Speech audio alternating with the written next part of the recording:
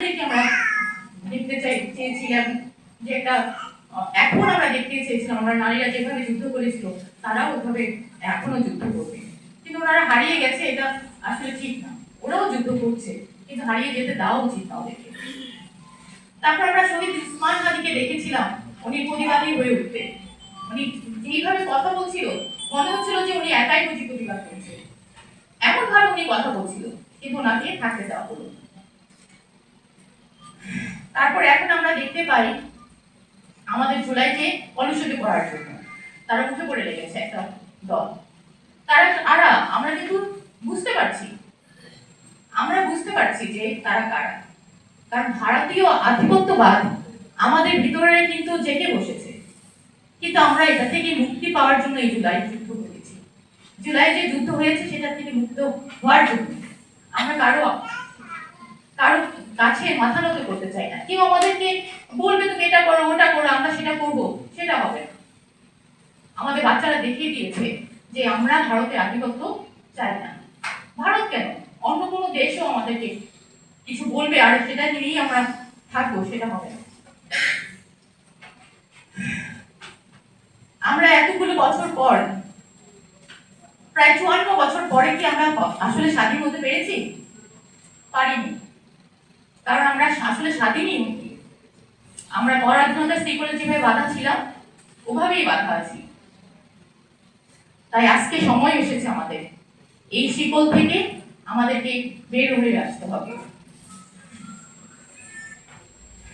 আমরা এখন বিচারের প্রসঙ্গে আসি। আমরা যে এই যে কষ্ট, এই যে ফাহমিন জাফরের মা, মুসলিউদ্দিন শহীদ মুসলিউদ্দিনের স্ত্রী যে বাচ্চাটাকে পর্যন্ত দেখে যেতে পারে না, তাদের কি বিচার আমরা করতে পেরেছি? আজকে মাত্র 60টা বিচার হয়েছে, 2 বছরে মাত্র 60টি বিচারের রায় হয়েছে, কিন্তু কোনো কিছুরই কারো কোনো রায়ের কিন্তু প্রতিফলন হয়নি। হ্যাঁ, 60টা রায় হয়েছে, আপনি একটু চিন্তা করেন তো, 60টা এতগুলো মামলা চলছে, তার মধ্যে মাত্র 60টা রায় হয়েছে 2 বছরে। এটা কি নতুন? এটা কি হওয়া উচিত ছিল? আমরা বিচারকে ত্বরান্বিত করতে হবে। আমরা এই সরকারকে জানাতে চাই যে যদি বিচার না হয় বা বিচার যদি আমরা করতে না পারি ঠিক মতো, তাহলে ফ্যাসিস্ট সরকার আবারও আমাদের উপরে জেগে বসবে। আমরা কোনোভাবেই এই ফ্যাসিস্ট সরকারের হাত থেকে রক্ষা পাবো না।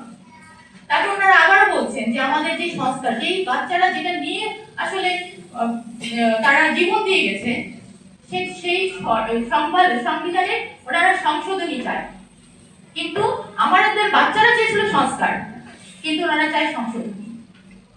এটা হলে গণ অভ্যুত্থান কিন্তু আবারও হবে, কারণ অভ্যুত্থান একবার হলেই শেষ হয়ে যায় না, বারবার হতে হয়।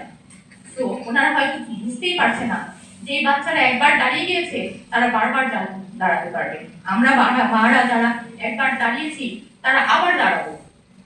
আপনাদেরকে গণভোটের রায় মেনে নিতে হবে, আপনাদেরকে জুলাই সনদ বাস্তবায়ন করতে হবে, তা না হলে কোনোভাবেই আমার এই দেশ আবারও সেই 54 বছর পরাধীনতার শিকলে বেড়ে যাবে।